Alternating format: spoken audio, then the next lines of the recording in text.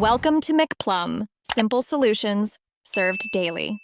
In this video, I will show how to get the tally easy method.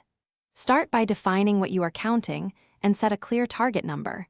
Then sort items into equal groups to simplify counting, and use a marker or counter to avoid losing track. Work steadily and double-check totals after each group to catch mistakes early, and practice this routine to build speed and accuracy over time.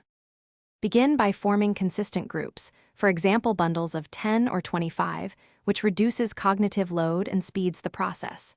Count each bundle once, mark it on your sheet, then set bundles aside to avoid double counting. If a bundle seems off, recount it right away. Catching a mistake early saves time later.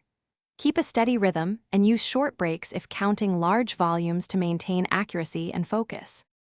Quick recommendation: the Echo Dot smart speaker makes counting sessions easier with timers, voice notes, and gentle background music to keep you focused, and it fits any room with clear sound.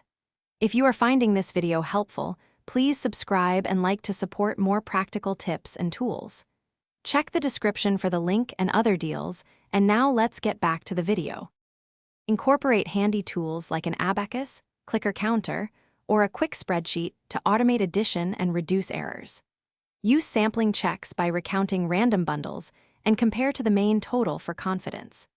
Apply rounding checks or simple subtraction to spot inconsistencies, and always reconcile your final tally against any known totals or receipts to ensure everything balances before you finalize the result. Thanks for watching, stay juicy, and subscribe.